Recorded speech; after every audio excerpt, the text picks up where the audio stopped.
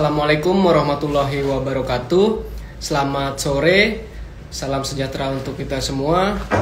Om Swastiastu, Namo Buddhaya, salam kebajikan.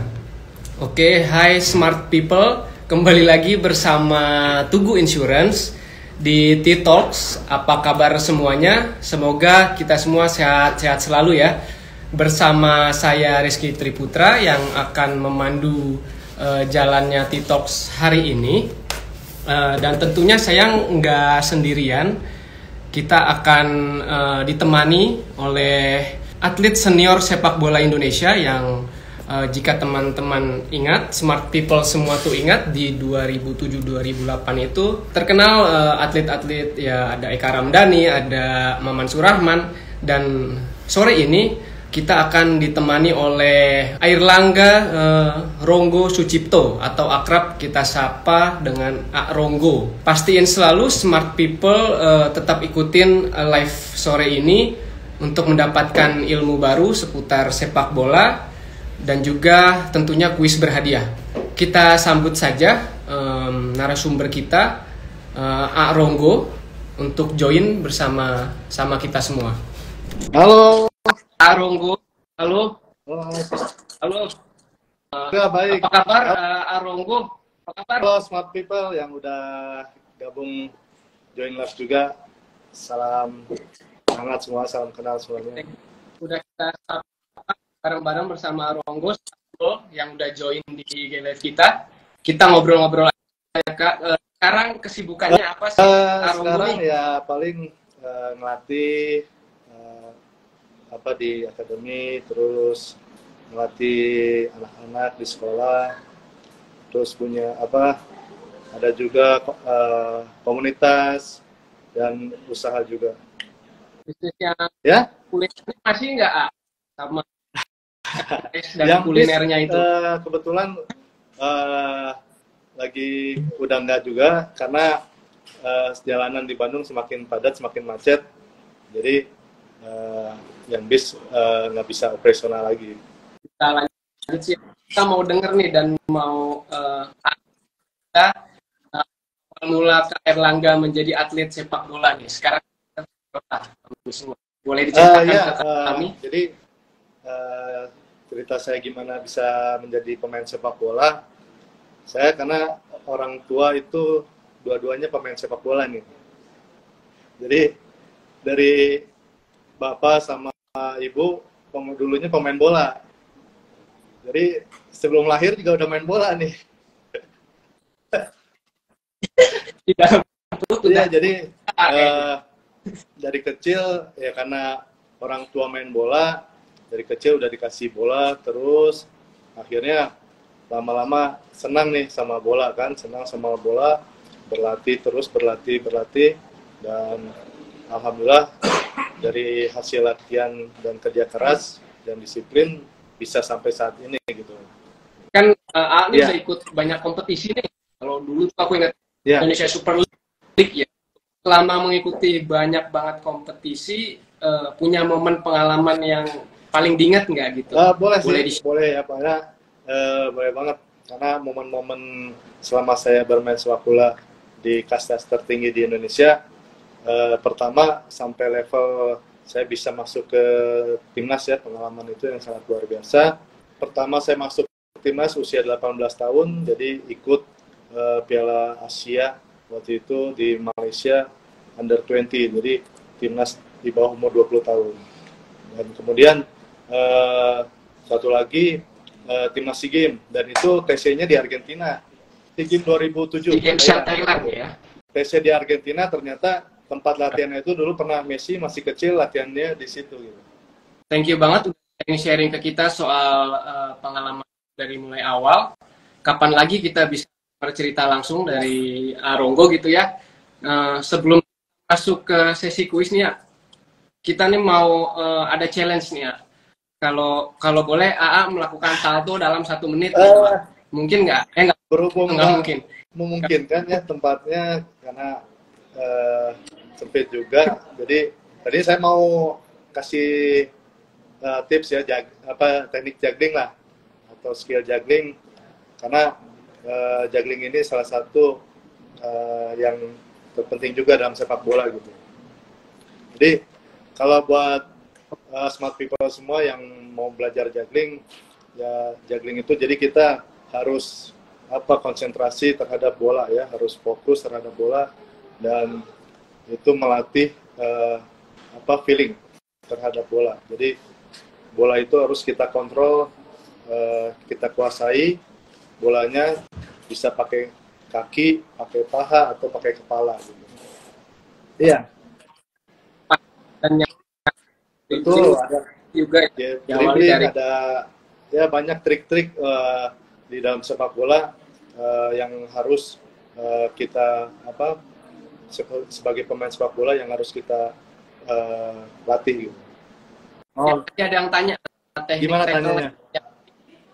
yang ya teknik sliding tackle yang sliding pelanggaran tackle. Gimana caranya gitu. Jadi sliding tackle pun kalau kita mau sliding, lawan lagi menguasai bola dengan kecepatan, terus kita mau merebut bolanya dengan melakukan sliding, jadi ada timingnya dan kita harus tepat mengambil bola,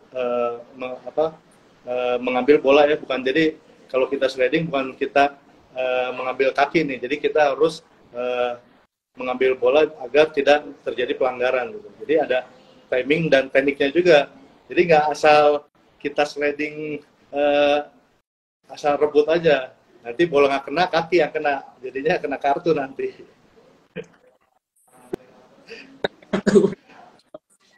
Ya, makasih udah sharing untuk teknik-teknik untuk sliding tackle dan kita langsung masuk ke sesi aja ya. Biar kita semua smart people nih makin semangat ini dan supaya tetap terus sampai akhir. Untuk menyatukan chemistry satu sama lain pemain ya, karena pemain ini mempunyai karakter yang berbeda-beda. Jadi saya suka sering mengobrol dengan teman-teman yang mungkin beda posisi ya, atau sama posisi, misalkan sama posisi sebagai striker. Saya selain di dalam lapangan, di luar lapangan pun saya pasti ajak ngobrol, atau itu di kamar atau di tempat kopi biasanya. Jadi saya akan tanya kesukaannya bolanya seperti apa misalkan, terus enaknya kalau umpan seperti apa, nanti kalau kita main bareng kita harus kerjasama seperti gini gitu. Jadi posisi yang lain pun saya tanya, saya kalau suka misalnya bola atas biar saya dapat heading, atau saya suka kasih bola lari. Jadi chemistry itu yang saya bangun agar pemain-pemain atau teman-teman saya di beda posisi paham apa yang saya inginkan gitu. Jadi tidak hanya di lapang, jadi di luar lapang pun saya selalu berkomunikasi dengan teman-teman yang lain gitu. Terus supaya bisa berkelanjutan, tetap berkolaborasi di lapangan gitu. Itu ada biar tetap satu sama lain, tuh ada cara lain nggak untuk tetap mungkin selain itu juga kita juga latihan pun, jadi harus di luar latihan inti kita juga selalu latihan untuk nambah latihan sendiri gitu ya. Jadi misalkan saya sebagai striker, atau saya bisa latihan bareng bersama pemain sayap atau pemain gelandang.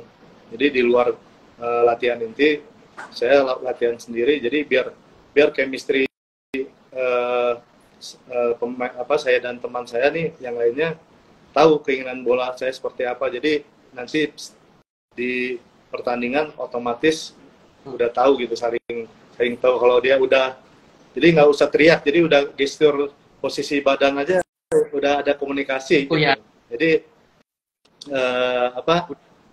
itulah yang harus dijaga biar satu sama lain dapat chemistry-nya. Jadi dengan lirikan mata aja udah tahu nih mau kemana nih gitu. Umpannya mau seperti apa, jadi itulah. Betul.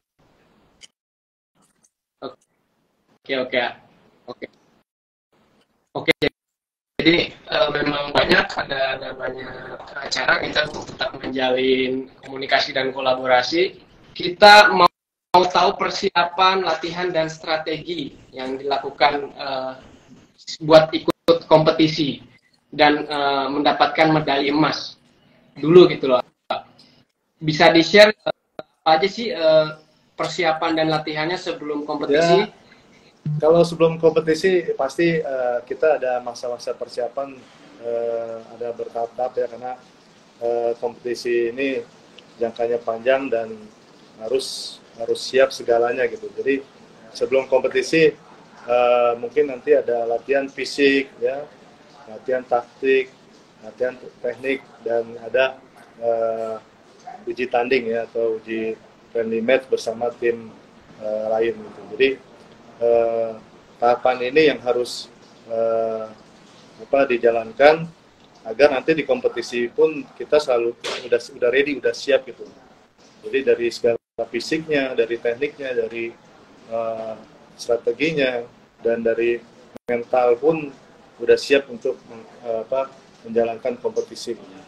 Tapi memang ada porsi-porsi khususnya setiap minggu gitu ya, misalnya porsi latihannya tuh berapa kali misalnya? Kalau ya biasanya kalau masih jangkanya jauh dari kompetisi, kita latihan biasanya sehari bisa 2 kali. Itu untuk ngebentuk fisik ya. Nanti udah masuk fase fisik sudah, nanti kita tinggal berlatih teknik ya, atau strategi atau taktik. Habis itu baru kita nanti mengadakan uji tanding atau pertandingan persahabatan agar hasil latihan fisik tadi, latihan teknik tadi, dan latihan strategi tadi bisa jalan dengan baik gitu. Memang banyak latihan ya, teknik, fisik gitu ya. Kalau fisik ya pulang bagus ya, teknik Betul. juga Itu bagus gitu. Karena ya. Nomor sepak satu bola modern sekarang fisik yang utama gitu. Jadi kita sebagai olahragawan emang fisik harus utama agar kita bisa menunjang dan bermain dengan 100% gitu. Kalau latihan untuk VO2 max itu ada nggak sih ya dulu pernapasan? Kalau latihan lama mungkin biasanya bangun pagi, jogging berapa kilo. Jadi sebelum mulai latihan kita udah atau di luar latihan inti kita tuh pagi jogging, atau diselingin dengan ada berenang, ada gym juga. Aku mau tanya sih ya, ini setelah biasanya ada itu pernah cedera nggak, baik itu saat latihan atau saat tanding? Kalau mengalami cedera sih pasti pernah ya. Jadi di saat latihan dulu juga pernah kena ankle ya, atau dalam pertandingan di sliding tim lawan juga pernah kena ankle. Jadi saya sering dulu kena cedera tuh ankle. Paling sering Dan ankle pernah juga ya. Muka juga pernah. Itu Hidung nih pernah. Itu dia. Hidung nih pernah patah. Ini pipi retak. Ini sobek. Dulu tabrakan sama kiper. Jadi kena sikut kiper. Itu. Oke.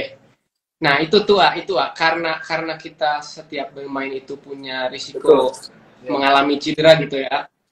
Hanya harus sekali. Punya perlindungan asuransi, dan itulah pentingnya di sini nih. Kita tuh smart people tuh kalau mau latihan, mau bertanding, kita bisa beli yang namanya produk T-Fracture.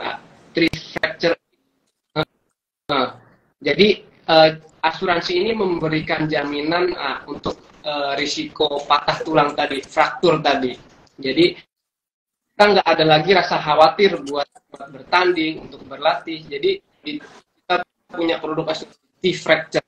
Dia itu menjamin biaya medis sama biaya perawatan gitu. Jadi nggak ada lagi tuh rasa khawatir main, takut nih, kita cedera patah tulang, nggak ada lagi. Hanya perlu perlindungan namanya T-Fracture. Betul, gitu. Luar biasa ya. Jadi nggak ada lagi takut-takut. Jadi dan pengobatannya itu bisa secara Betul, medis dan alternatif. jadi main pun saya nggak bisa hanya lebih tenang ya, lebih mikirin takut cedera atau apa karena sudah terjamin ya. Luar biasa emang. iya, dan nggak hanya pengobatan medis tapi alternatif bisa sepanjang itu terdaftar dari Kemenkes gitu. Jadi kira-kira nggak perlu pengobatan medis nih, kita mau ke alternatif aja, itu bisa factor Siap. gitu. Luar biasa. Jadi smart people, nah cepat-cepat harus gabung nih. harus punya produktif yang kita ini ya, kita antisipasi lah. Antisipasi, pencegahan, ada preventifnya. Oke, kita lanjut sebelum kita akhiri TikTok sore ini gitu, kita bakal buka sesi dari Q&A bersama aku yang bakal menjawab pertanyaan-pertanyaan teman-teman yang udah pernah disampaikan di teaser. Kita mau ada sesi Q&A ini, ada yang tanya-tanya sebelum boleh kita ngumpulin pertanyaan gitu. Boleh menanyakan langsung ya. Pertanyaan Ronggo, bagaimana cara membentuk energi yang prima yang tetap kuat gitu ya untuk main di tengah-tengah pertandingan, karena cuaca tuh kadang terik, kadang hujan dalam pertandingan, wah tiba-tiba basah, tiba-tiba kering, itu gimana? Jadi tetap prima. Sebelumnya juga kan sebelum pertandingan kita juga harus bisa mengkondisikan diri sendiri ya. Jadi dari istirahat ya, dijaga, dari makan dan dari latihan. Jadi sebelum pertandingan nih kita harus sudah siap 100% keadaan kondisi apapun, cuaca apapun, kita harus siap 100% gitu. Jadi sebelum mulai pertandingan juga kita harus membekali seperti fisik ya, seperti tadi makanannya, istirahatnya, itu penting sekali. Dan mungkin kalau di dalam pertandingan kita cuaca yang berubah-ubah, nah kita harus misalkan ada istirahat babak pertama, nah itu kita bisa mengkonsumsi protein ya, atau yang mudah dicerna ya, mungkin ada vitamin atau yang mudah dicerna, atau bisa pisang ya, atau buah-buahan yang lain. Nah itu untuk bisa energi kita bisa bisa tetap stabil gitu. Jadi kita nggak boleh sebelum tanding itu makan seblak dulu gitu kan? Nah itu penting. Boleh. jangan main kita makannya seblak, cilok, nanti perutnya bermasalah. Itu nggak boleh. Jadi sangat penting. Sangat penting karena makanan ini sangat utama untuk kita mempersiapkan diri dalam pertandingan ya. Istirahat pun cukup penting biar kita performa 90 menit lebih kita bisa bertanding dengan stabil gitu. Oke, tadi pertanyaan pertama udah. Yang kedua, apa saja nih pengalaman yang tak terlupakan selama berkarir sebagai sepak bola profesional, baik di U20 maupun U23? Pengalaman tak terlupakan. Pas kapan sih? Pengalamannya ya mungkin ya bisa PC di waktu timnas 20 Piala Asia itu bisa keluar negeri, mungkin Asia Tenggara itu udah semua mungkin ya. Jadi udah ke semua negara lah di Asia Tenggara. Nah kemudian di SEA Games juga, di persiapan SEA Games bisa ke Argentina waktu itu bulan puasa ke Argentina itu. Jadi pengalaman sangat luar biasa, dan lebaran di sana. Di Argentina ya. Lebaran di sana. Jadi ya bersama teman-teman lah kita lebaran ya, bersama keluarga gitu kan. Jadi perjuangan untuk Indonesia gitu kan. Nah kemudian juga ada sebelum SEA Games itu sempat kita berangkat untuk pra Piala Dunia. Jadi menggantikan yang senior ini home away kan, pertandingan melawan Syria. Jadi kebetulan timnas yang buat SEA Games ini juga sudah terdaftar di FIFA di senior. Jadi yang seniornya leg pertamanya di Indonesia itu kalau nggak salah kalah. Jadi leg keduanya yang dikirim itu yang buat persiapan SEA Games waktu itu di Syria. Jadi ada pengalaman yang luar biasa dengan yang Piala Dunianya gitu. Siap. Kita lanjut pertanyaan ketiga. Menurut AA Ringo nih, gimana potensi para generasi Indonesia di ranah sepak bola Indonesia saat ini? Yang kita tahu betul. Ada Asnawi, Mangkualam, semua keren. Kan keren banget. Oke, minta Rongo.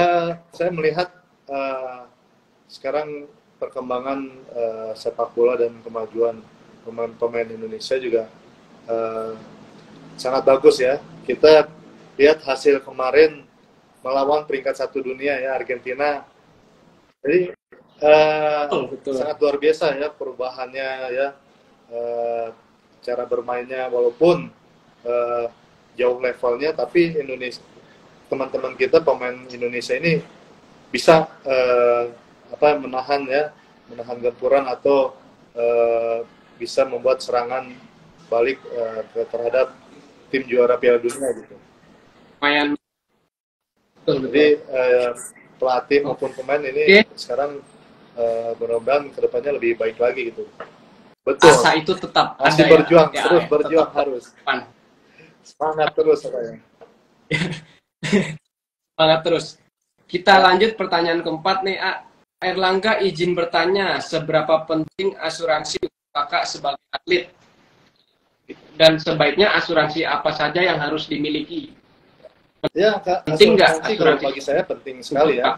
Karena kita dalam sepak bola ini harus harus punya modal ya untuk kita menjaga hal-hal yang tidak diinginkan, karena dalam sepak bola kita banyak benturan, banyak tragedi-tragedi yang tidak dijangkau gitu ya. Jadi untuk salah satunya ya kita harus punya asuransi jiwa gitu.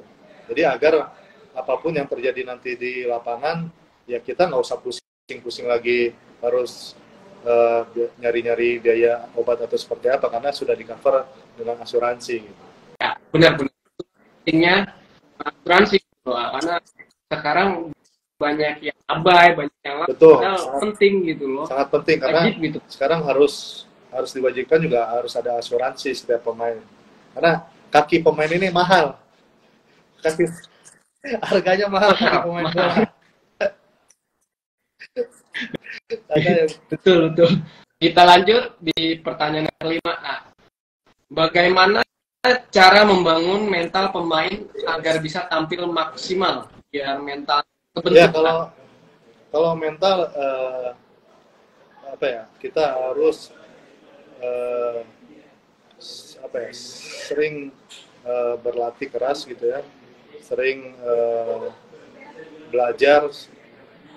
Jadi pengalaman yang sudah kita dapat, nah itu nanti terbentuknya kita seperti biar dewasa, jadi mental pun kita terbentuk, kita kebangun. Jadi memang mental itu sangat penting dalam sepak bola itu. Dan memang membentuk mental itu ya nggak bisa instan, memang harus dengan betul pengalaman dengan kerja keras, setiap pertandingan dengan keinginan yang besar. Iya. Oke. Ya. Oke, kita lanjut lagi pertanyaan selanjutnya.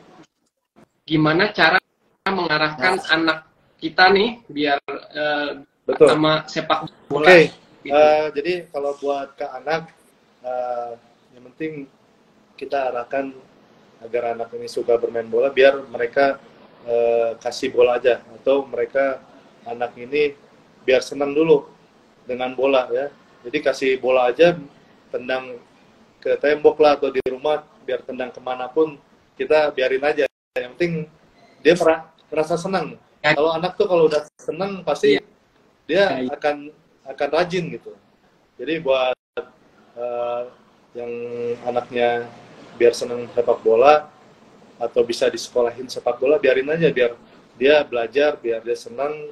Yang penting anak tuh bisa kenal dengan bola dan senang dengan bola gitu. Kalau ada bakatnya nanti kelihatan, baru nanti kita bisa arahkan gitu. Jadi orang tua pun tidak bisa memaksa, ini harus jadi karena anak nanti akan terbebani gitu. Jadi biarkan anak berkembang dengan sendirinya, dengan berlatih, dengan berusaha, nanti bakatnya pun akan kelihatan dengan sendirinya. Pokoknya aja bola. Kalau di rumah ada mecahin apa namanya kaca. Ada yang pecah. Karena kembang bunga. Di rumah pun seperti itu. Jadi di rumah pagar, tembok atau apapun udah penting anaknya senang gitu. Penting anak senang. Ya. Oke. Tadi udah 6 pertanyaan ya. Semua ya. Kita pertanyaan-pertanyaan Q&A udah semua. Kayaknya kita udah tinggal closing nih. Sebenarnya masih pengen ngobrol-ngobrol panjang. Cuma sesinya kayaknya udah menjelang akhir nih. Kita udah sampai di penghujung T-Talk. Seru sore ini Ronggo banyak sharing Smart People juga. Terima kasih nih yang udah gabung live-nya juga nih. Terima kasih buat Smart People tuh, langsung disapa langsung dari Ronggo. Terima kasih Smart People yang sudah tetap join sampai acara menjelang akhir. Terima kasih tetap nonton kita nih di Tugu Insurance, Tugu Insurance. Ini udah pembahasan yang menarik banget. Pokoknya aku juga mau ngucapin terima kasih buat Ronggo. Terima kasih udah nemenin di T-Talk sekali ini. Jadi Smart People yang terima kasih nih harus sharing pengalaman. Iya, terima kasih udah ngasih insight, udah ngasih wawasan-wawasan soal sepak bola, termasuk soal gimana sih Indonesia, sepak bola Indonesia ke depan gitu ya, dan mudah-mudahan tetap terus maju gitu ya, tetap semakin oke, semakin baik gitu ya. Terus kita udah juga dapat sharing-sharing pengalaman awal dari Ronggo, mulai awal berkarir sepak bola, mulai dari kita tutup nih ada nggak nih dari Ronggo, sepatah dua patah kata? Ya mungkin pesan dari saya buat Smart People semuanya nih, jadi semangat olahraga ya, buat siapapun dimanapun, karena olahraga ini penting ya, dan kita juga harus menjaga kesehatan atau menjaga hal-hal yang tidak diinginkan. Kita harus menyediakan modal untuk kedepannya. Jadi buat semuanya, mungkin anaknya yang mau menjadi pemain bola atau mau menjadi pemain bola yang profesional baik ya, intinya harus disiplin, harus kerja keras, harus semangat berlatih, harus ya, terus harus attitude-nya pun dijaga ya. Jadi itu yang sangat penting untuk supaya menjadi pemain yang profesional atau atlet profesional. Oke. Pasti udah ngasih kata-kata penutup. Yang penting kita tetap harus sehat, tetap berolahraga, semangat, jaga attitude, jaga sikap, karena apapun sikap ya. Tetap nomor satu ya. Menjaga. Dan yang terpenting jangan sampai kita lupa dengan perlindungan T-Fractor ya, kita tetap berusaha untuk menjaga diri dari risiko patah tulang. Tetap bisa untuk membeli T-Fracture di Tugu Insurance ya, supaya kita nggak ada cemas, nggak ada rasa khawatir dan bertanding untuk main sepak. Pokoknya dengan T-Fracture gitu ya, kita akan lebih merasa aman, lebih merasa safe, terproteksi. Oke, dengan begitu T-Talks kali ini kita akhiri. Terima kasih people yang masih setia nontonin kita sampai acara mulai berakhir ini. Jangan lupa untuk tetap follow Tugu Insurance, sosial media Tugu Insurance, juga kunjungi website Tugu Insurance www.tugu.com untuk informasi lebih lanjut seputar T-Fracture dan produk-produk asuransi lainnya. Saya Rizky Triputra, host sore ini, mohon undur diri. Sampai jumpa di talk selanjutnya. Terima kasih, A. Sampai jumpa kembali. Ya.